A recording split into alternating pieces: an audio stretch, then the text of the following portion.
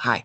So I'm Zeth Eleff, and it's really a pleasure to study with you, the first of what's going to be a four-part series. Maybe if we have fun together, we'll do some more.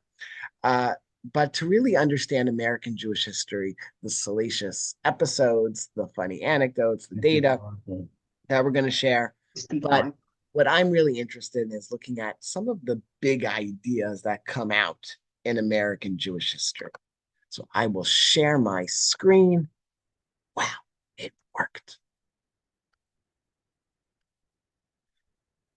So I want to begin with Rabbi Isaac Mayer Watt, who is one of the first ordained rabbis, although it's a question exactly from whom did he receive his smicha, his ordination. He would become the architect of Reform Judaism, and he writes his reminiscences in 1874. That's not how he looked in 1874, but when he was a very young man in the 1840s, he was reflecting well on it, and he writes the following.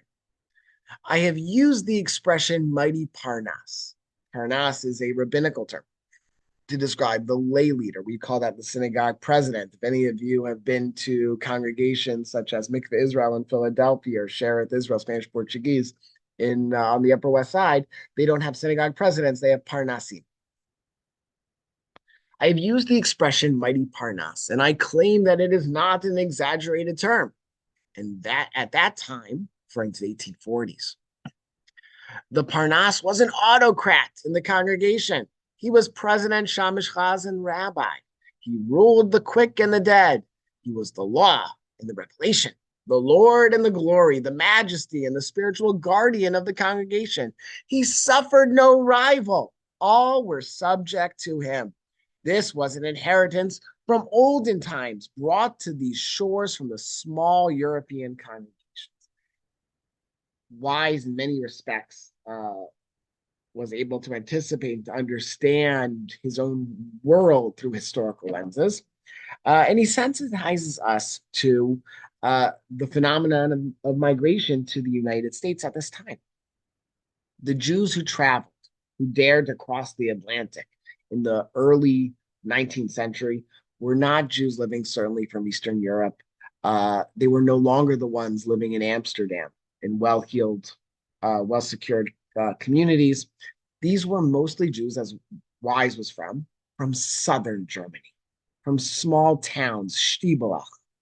Many of them didn't have rabbis. They had a jack of all trades. You'd have a fellow who could serve as the cantor, as the chazan, as the balkore, as the Torah reader. He could perform a circumcision. He could be a ritual slaughter. They were severely underpaid because this was not a skill that was particularly hard. Maybe it is hard, but it wasn't deemed at that time to be terribly hard. And so the people coming to the United States in the beginning of the 19th century were not from these larger communities that had these regal rabbinic figures, the Nodeh Yehuda, the Maharal Prague. Prague was a major way station, for example. These were not the people, the rabbis, the lay people coming to the United States. These were small people from smaller communities. They would actually come here because they would be in a town called Eisenstadt, and they'd find that their neighbor had settled as a peddler in Albany, in Baltimore, eventually in Cleveland as we move forward westward, Chicago. They would peddle oranges, and they would send notice in the Allgemeine, in the Jewish newspapers, and say, hey, look, things are going quite well for me in the United States. My landsmen, my neighbors, you should come as well. So this was what Wise was dealing with in the 1840s. Before we get to this source, let me give a little bit of background. The first Jews arrived to the United States, what would eventually be called the United States, in 1654 aboard the St. Catherine. Where were they from? These 23 Jews were in Brazil. They were part of the enterprise known as the West India Company, funded by Amsterdam, and Jews were very much stockholders in this corporation. But there was a problem. They were doing quite well for the past 20 years or so in Brazil after the Dutch had conquered it from the Portuguese. Well, the Portuguese, they wanted Brazil. So they conquered it back in 1654. Brazil, like Spain, had operated under the religious presumption of the Inquisition, which meant that the Inquisition was headed back to the Western Hemisphere, and Jews understood they needed to leave, as did many of the Dutch, of generally the Dutch folks living in Brazil, but Jews particularly knew they had. The ship was destined for Amsterdam and still eventually made it there, but it was blown off course. These 23 Jews did not necessarily have the fare. We don't know too much about them. Um, they didn't have the fare to get all the way back to Amsterdam, so they settled at another outpost in the Western Hemisphere called New Amsterdam. If any of you are zooming from New York, from Manhattan, New Amsterdam, as you probably know, became New York a few years later. So these Jews came here. These were Portuguese Jews trying to avoid the Inquisition. I don't tell folks at Shereth Israel claim that their synagogue was founded in 1654. It was probably founded around in the 1720s, 1730s. Jews were not allowed to build their own synagogue at the time. They davened in storefronts or at people's houses. The first rabbi, though, we know does not arrive to the United States until 1840. His name is Rabbi Abraham Rice. It's not exactly clear why he came to the United States. In his own account, it was to save orthodoxy in the Western Hemisphere. It was also true that his wife was very sick, and there was a sense from physicians at the time that the salubriousness, that it was healthy and there were good physicians in the United States, and he wanted his wife to recover. And then the third reason, which is they're probably all three correct to some degree, but the third one we think was probably the dominant view, is that Rice did not have a college degree. And at that time, in 19th century, that central, it wasn't Germany yet. You wouldn't have Germany until the 1870s. That the Prussian government mandated that all state rabbis, and there was no such thing as a separation of church and state there, that all needed to have college degrees. And so Rice was out of luck. He was a tremendous Talmid Chacham. He survives in the rabbinate from 1840 to 1849. He promptly resigns to open up a dry goods store. He comes back to the rabbinate at the end of his life, and he dies in 1862. And that's the very first time you have an ordained rabbi. Before then, you have functionaries. They're called readers. They're called chazanim. Probably the most prominent is Gershom Mendesatius, who was born in the United States. He's part of the Satius Levi clan that is quite prosperous at this time. But as wise, as you saw in this text, he was the hireling, was Satius, of Shereth Israel and Mikveh Israel temporarily when New York was occupied by the British. And he was told what to do. He very rarely delivered a sermon. He listened to the junta, which is the executive board of the congregation, and he followed their orders. Part of it, as we'll see, and this is we're going to test this theory today, is that there's the economics of the synagogue that are very much at play. And when you have a supply and demand transformation, the leadership, the power, and the economics change. So these are the synagogue minutes from Charleston, South Carolina in 1845. At that time, Charleston was the second largest Jewish community in the United States. It was the largest until the War of 1812 and the port embargo by the British that forced many Charlestonians to leave the city and never really recovered economically.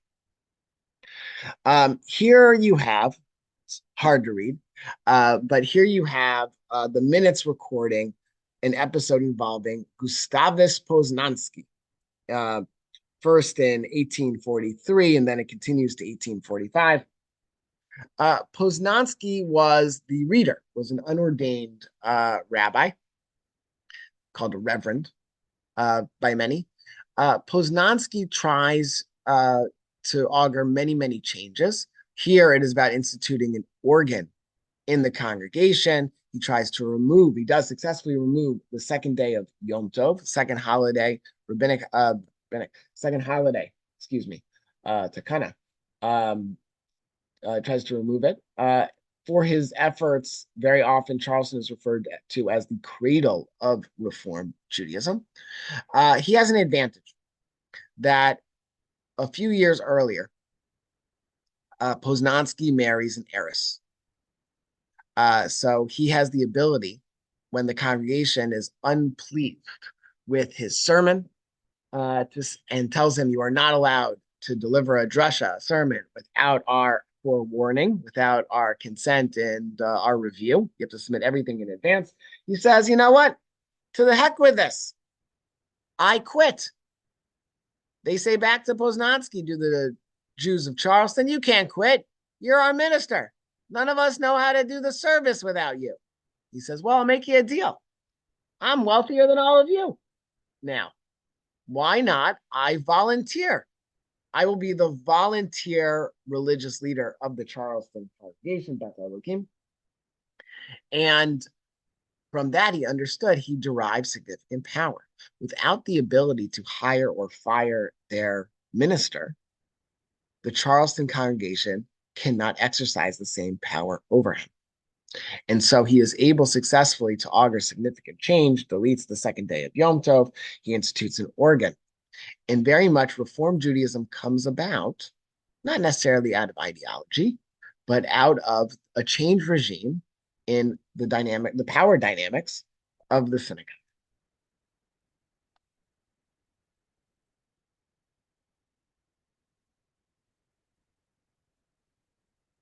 I tried to make an effort to travel around the United States with all of you. Here is Isaac Leeser. Isaac Leeser gains prominence in the late 1920s. He writes an essay that defends Judaism against missionaries. He's in Virginia at the time, and he is hired to be the minister. Again, not an ordained rabbi, a very important person. He founds the first major newspaper, a monthly called The Occident. He translates the Siddur both into Ashkenazic and Sephardic Siddurim into English. He translates Mendelssohn's philosophical works into English. He writes the first catechism, which is the first Jewish text for school children. He's very involved in many, many things. There are more. It's a long list that I could go through. Take a look, though, at one of his drushos. The female portion of the Parnassus family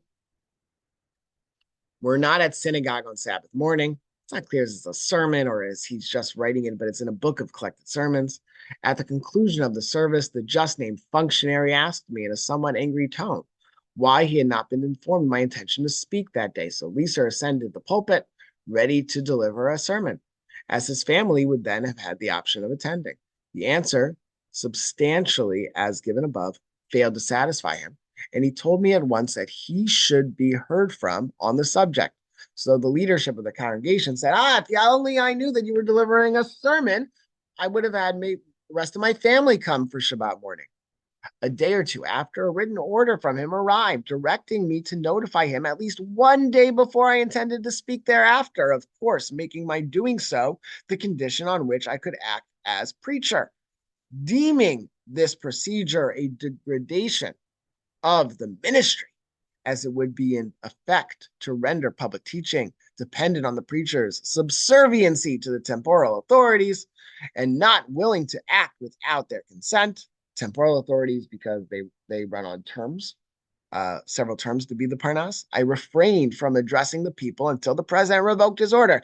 You think I need permission? I'm not doing it until I don't have to tell you in the first place. When I resumed my lectures at once, it must be observed that I was engaged as chazan only during my entire connection of 21 years duration with the Mikveh Israel Synagogue in Philadelphia. Consequently, the president could at any time, if he chose, stop me in my voluntary preachership. Wasn't part of his duties, apparently. So here is the said conversation. Lewis Allen to Isaac Leeser, letter dated March 22nd, 1840. At the time I conversed with you on the subject of your discourses, I merely intended to convince you that you were wrong in not notifying me. This is the Parnas, the president, to the religious functionary, the leader, Isaac Leeser, if not as a friend, as the president of the congregation. At that time, I had not the least intention of withdrawing my order. However, I have reconsidered the subject, and I think I am not altogether justifiable in depriving the congregation of the benefit of your instruction. So the power dynamic starts to change. People want Leeser to preach, and so Leeser doesn't have to take orders of when he can and cannot deliver the drasha, the sermon. We're seeing it in economic terms. It's a supply and demand. Leeser has the supply, and there's a demand for him, and the intermediary, the Parnas, is feeling the tension of his authority as the Parnas, as the trustee, but also trying to satisfy his shareholders, the congregation. And it's literally shareholders. A membership in a congregation meant that you rented or purchased a seat. I have only to say that I withdraw my order, not that I yield in compliance to your wish. You didn't beat me. I decided to reverse course, nor that I am convinced that what I asked of you as my right was not my due, but injustice to our congregation, who have a claim that I trust will not hereafter be deprived of that instruction, which I consider a sin for any individual who is capable of imparting to withhold sincere hope that this may be a termination to all unpleasant feelings on the subject. You are very respectfully your friend, Lewis Allen.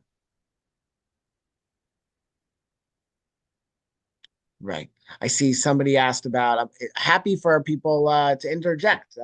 Rebuts are welcome. I will check the chat. And I do see Rabbi Rice was sent by Hildesheimer. No, that's not so. Hildesheimer's yeshiva was established in 1869. Hildesheimer, though, did send Henry Hochheimer and others to Baltimore and to other spaces. Rice would not have been a Hildesheimer fellow. Of course, Hildesheimer, everybody had a college degree, PhD no less. That was the problem with Rice in terms of his employ in Germany.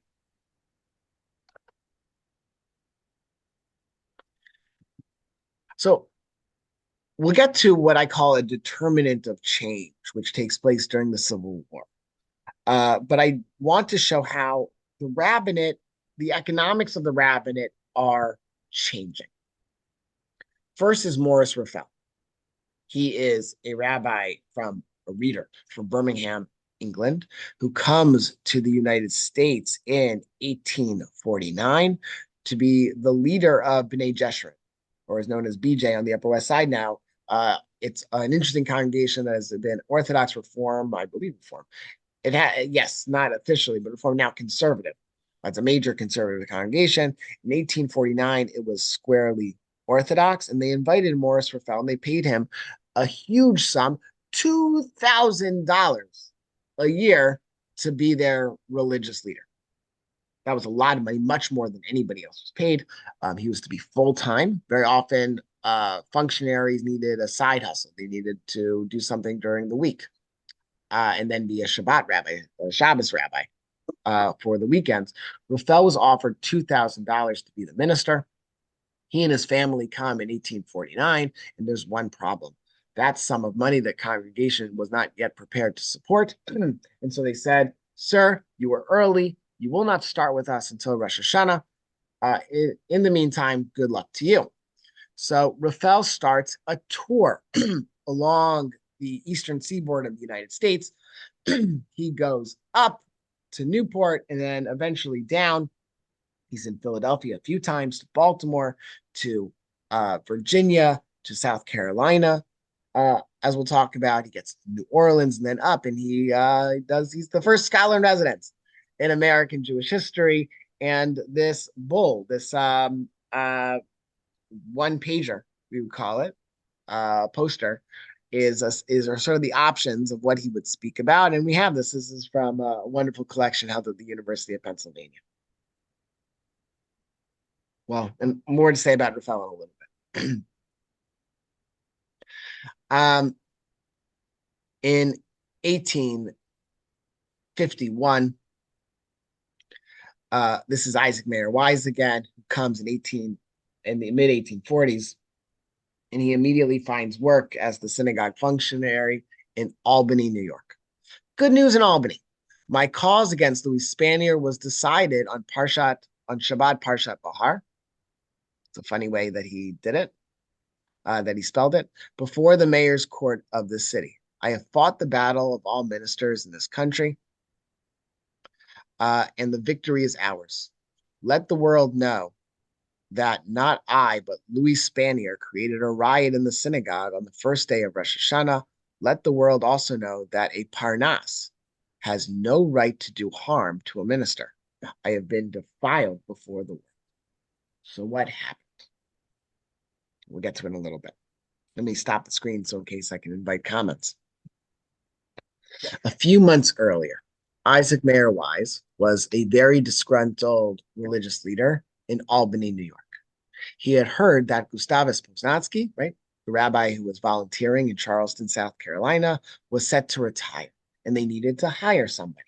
And so Isaac Mayer Wise was writing articles in Isaac Leeser of Philadelphia. You saw with Allen, Philadelphia. He was writing articles in the very first Jewish newspaper in the United States, and that newspaper was making the rounds. So they had known he was a known commodity, he was Wise, and so he was invited to a preba. He was invited to audition to be the rabbi of Beth Elohim in Charleston, South Carolina in the early 1850s.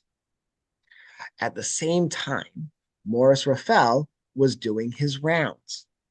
Well, Wise had started to emerge as a thought leader of the Reform movement. Charleston, Beth Elohim, was already the first Reform congregation in the United States. And of course, like any other good community, had spurred a breakaway Orthodox congregation.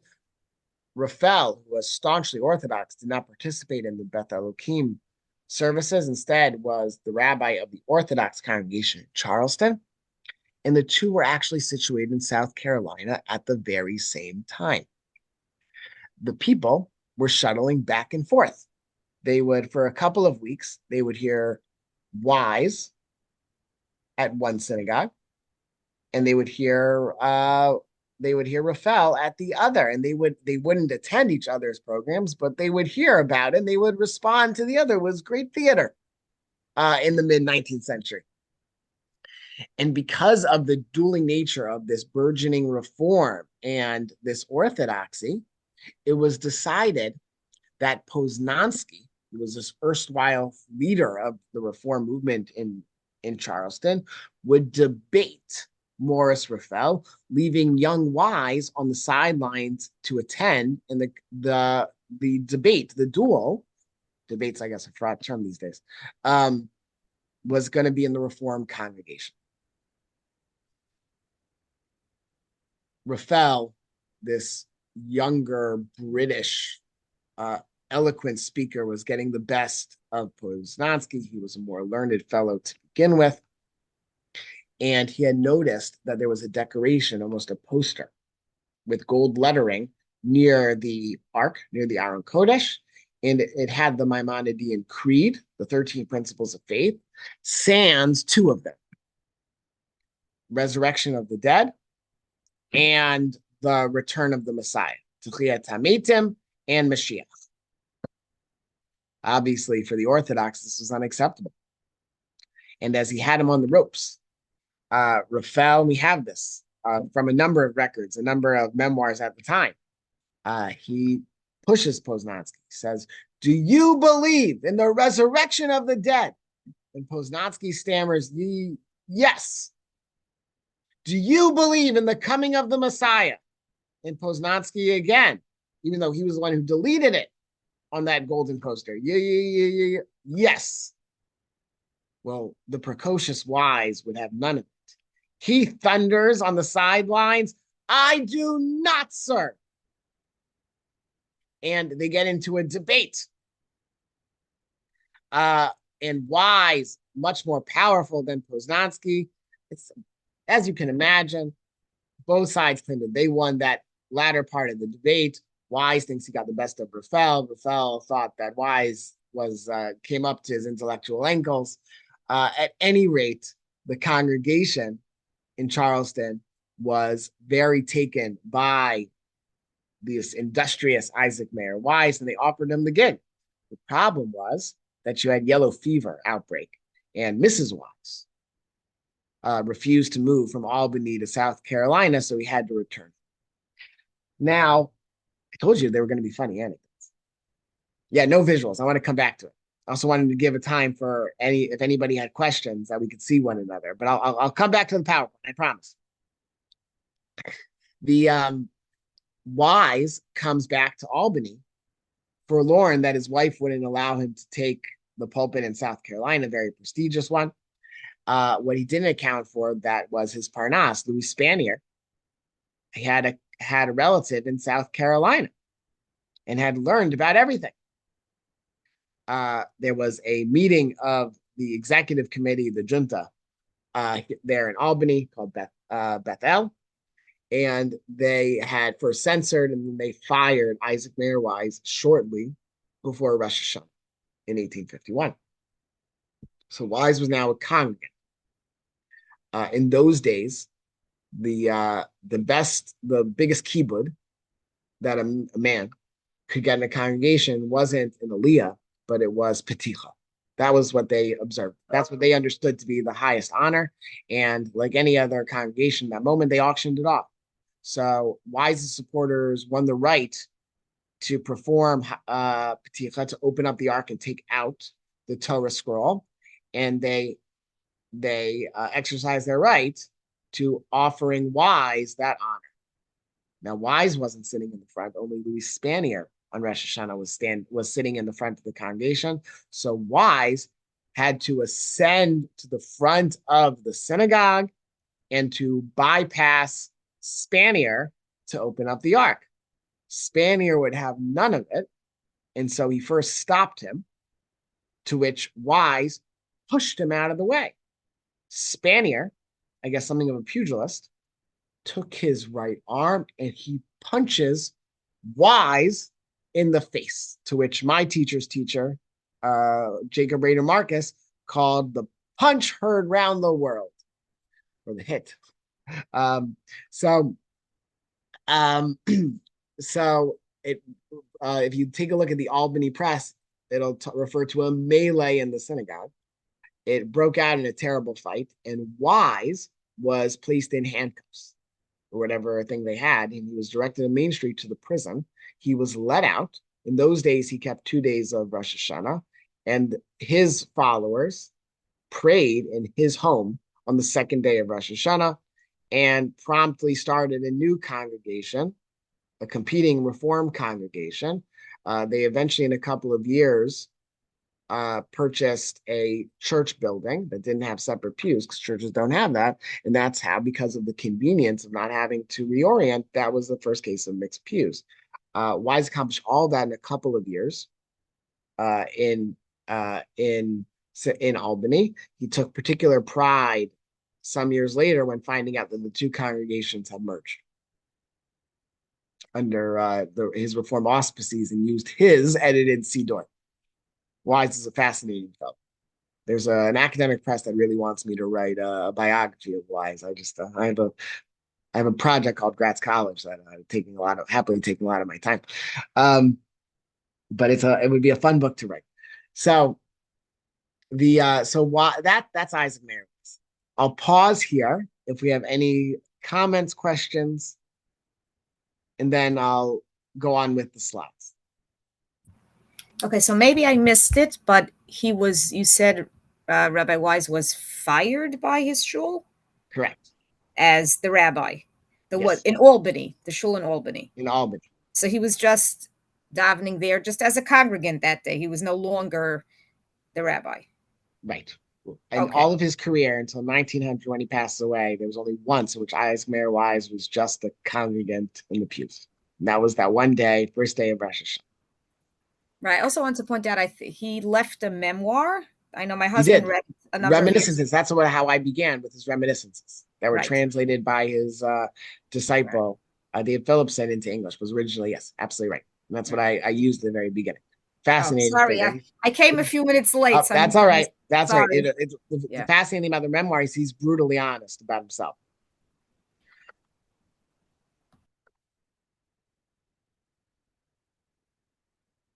So this was, let me go back, move these Zoom controls so I can see. So this is September 18th, 1851. A few days later, writes again to Isaac Leeser, thanking you for, Leeser provides much of this in the pages of the Occident. And what we're seeing here is that Reform Judaism is taking off in the United States, not as a combatant of an orthodoxy, but is very much responding on behalf of the rabbinate to exercise control over the synagogue. It's really about religious authority, nothing to do with orthodoxy. Reform became an intervention to unseat the lay leadership. And that's the big idea that I'm trying to parse out here with you this morning, or if you're in Israel this evening. Thanking you for treating the subject. So Lisa reports on the situation in Albany, in which I am the foremost actor, or rather sufferer, with your usual boldness. Again, this is the Philadelphia newspaper, but its reach is a very wide reach.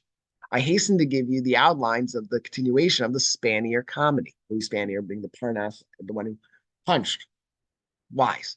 When Louis Spanier saw that his very pious question in the papers brought no satisfactory answer before the people, he tried to force the force of money. He paid the dues for those who could not pay themselves. So when he couldn't vote him out the first time, he paid people's memberships in order to make them members in good standing. He gave money and promised the more to everybody who came to him. So he bought so many votes that his party increased from 45 to 45 or 49. He then called a meeting at a time when never a meeting was, and when many members were absent. This is the task to fire him. This is, and Louis Spanier didn't record it, so all we have is Wise's recollection of it. He did not, as usual, say what business would be transacted at that meeting, so that we're altogether indifferent to the whole concern. But when the meeting was organized, he brought the very charges against me before that meeting, with which he failed the meeting of the. Continuing on, my friends protested against the reading of such charges, but in vain. They proposed to adjourn the meeting, but in vain. He put no motion before the meeting. Finally, the majority of the board declared the meeting adjourned and withdrew together with all my friends. But Spanier, with his party, continued the meeting and resolved that the contract between me and them is dissolved, so that I am discharged with my office from that very day, September 5th. The majority of the board declared that meeting illegal and ordered me to discharge my duties as ever before. My counselor advised me the same. The first day of Rosh Hashanah, say to make it up, when I went to Hotzat Torah, to take out the Torah, Louis Spanier went to the Aron Kodesh and not merely pushed me, but in a rage of madness, stroked me several times. Hundreds commenced at once to holler, throw him out, the bankrupt, the run from Germany. All young men in the synagogue run against him. The whole have paid him, when suddenly the sheriff, again, those are the typos from Wise, not mine, came and dissolved the meeting and locked up the synagogue. Wise had come into a certain bevy of prominence, and by 1853 was summoned to what was going to be the major way station, the Queen City, to the west. This is at the time of the gold rush. This is a few years after 1849 in Cincinnati. These founders of, in very short order, Cincinnati was positioning itself to be a major city. The Jews in particular had transformed from peddlers to secondhand clothing tradespeople, and they had built a business, and they could afford to do something very special about their Jewish life. And so here is Max Lilienthal, who eventually comes to Cincinnati as well, and something amazing happens for the purposes of the rabbinate. Wise is called to Adith Jeshurun in Cincinnati, and when they offer him a contract, he says, you know what? I'd like tenure. I'd like a job for life. Back then, because of supply and demand, rabbis would get 1 or 2 year contract for very little pay. When you have a lifetime contract, you have power. Congregation can't fire you. For life is how Max Lilienthal reminded and remembered this thing in 1853. That was a new and decisive word 25 years ago. He's writing in 1879. Thousand thanks to your noble congregation. He's writing in the pages of Wise's newspaper in Cincinnati, the Israelites. Thousand thanks for your noble congregation who first uttered this word. Thanks to the rabbi who first insisted on the condition. It was a bad time 25 years ago for salaried rabbis in this country. Every member who could read but his prayer book, all they could do was read their prayer book in Hebrew, and remembered some customs practiced in his old home across the ocean, considered himself entitled to dictate his own congregation. The presidents of the Board of Trustees like to play the part of autocrats and, like small presidents of the United States, display their superior authority. Ministers were elected, but for 1 year, and like politicians had to flatter and to humble themselves before every ignoramus, every amaretz, who had a right to vote at the annual elections. And whenever and wherever a man dared to show his self-respect, his superior knowledge, and tell what side this rabbi was on, and the will to maintain the dignity of his clerical office, there arose hydra-like contentions and bitter animosity. We, the elder rabbis of this country, can tell the sad story of our sadder experiences.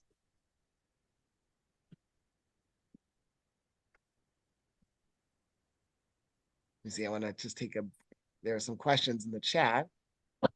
Talking about Samson and Hirsch. We can talk about Hirsch another time. And Hirsch's influence on America is fascinating.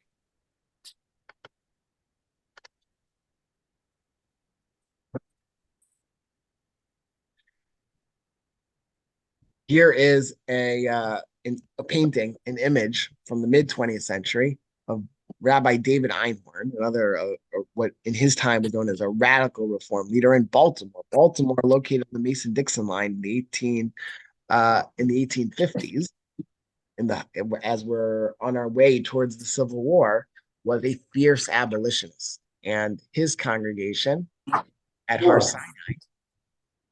Folks are asking if you could mute yourselves. There's some static interference. So he put the rest of the Baltimore congregation in peril and was told to leave, was Einhorn, and he fled to Philadelphia and then to New York. And here's an image of Einhorn being told. Here, this incorrigible Einhorn with his hands folded over one another, and these Southern Baltimoreans telling him he's got to leave. He can't be an abolitionist in Baltimore.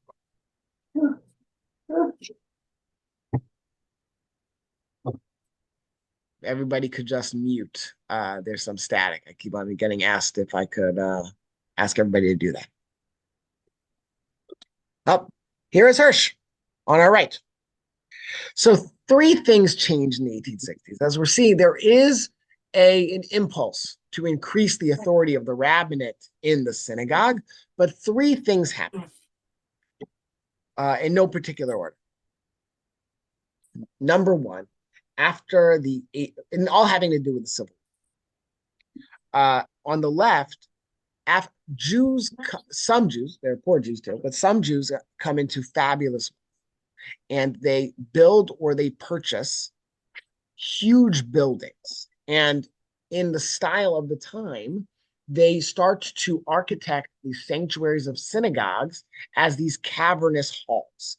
It was synagogue as theater. And here you have Emmanuel on the left. The rabbis used that by editing reform prayer books to discombobulate traditional understanding of the prayer book, so that only they were the best suited, not even the Chazan. They became the best suited to lead the services, and they became an indispensable part of the Shabbat, of Judaism. If somebody else could do it, if you change the game in supply and demand, and certain rabbis through the emergence of Reform Judaism in the latter half of the 19th century.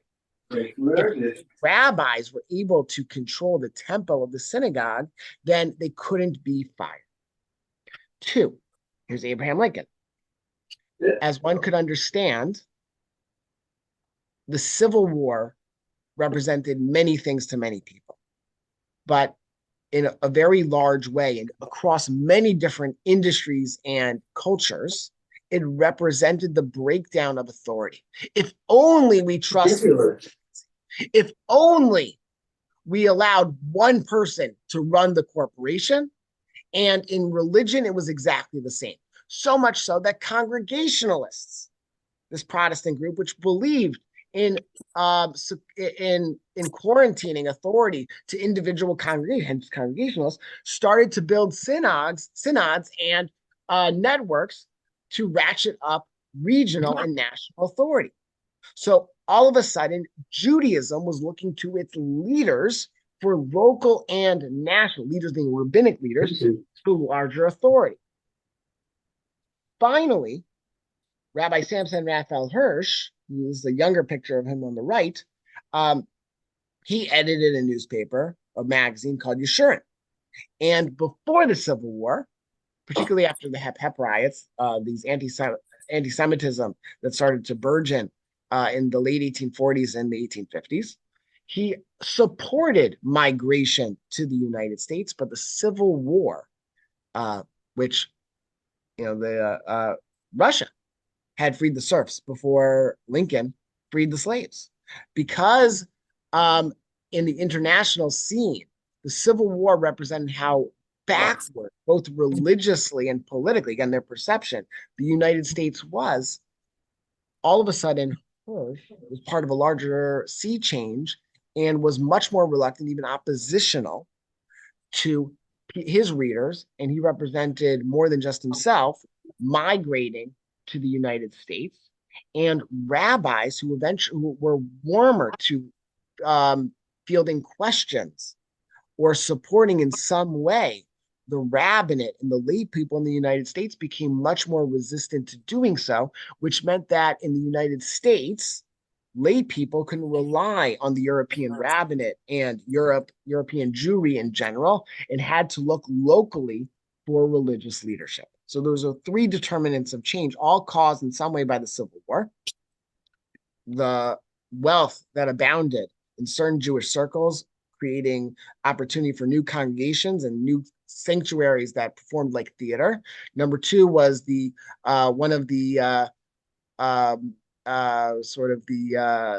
result, the whiplash, the political whiplash of the Civil War being that we need to endow greater authority structures in our various systems, meant that we needed a stronger rabbinate. And 3, you could no longer rely on the European rabbinate in the United States.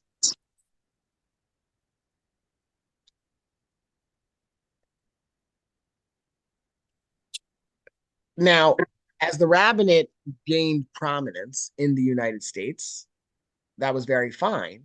But all of a sudden, in the 1870s, we see that the synagogue was no longer the place to be. Take a look at Sylvia is how she went by in the Jewish Messenger in New York in an editorial in 1877. We like to be instructed on subjects with which we sympathize. We prefer to listen to all sermons on Saturdays, but if our rabbis decline to leave the beaten track and cull flowers for us in the open fields, do not blame us for figuring among the Sunday audiences. Here she's referring to ethical culture, this sort of secular thing by Felix Adler, the son of a rabbi, but also churches. Besides, many of us young ladies are not long from school. A foreign accent and occasional breaches of grammar grate upon our ears. Hey, rabbis, you might be in charge, but you're not that interesting. Your lessons don't redound nicely enough on Shabbat morning for us to endure. In Chicago, this is Kaufman Kohler. Here's the account of what happens at his Sinai congregation. The student-like antique face of Dr. Kohler, here he is on the right, his antique face, his dry, rattling way of speaking, and the extreme quietness of his restrained manner in the pulpit are elements that add to the picturesqueness. The service on Sundays. He had moved Shabbat to Sunday in Congregation Sinai in order to get members to show up is extremely simple. As a rule, there are more persons in the choir than there are in the congregation. You know, the more people hired to sing than actually in the pews. And Dr. Kohler has preached many a Sunday, not more than a score of people.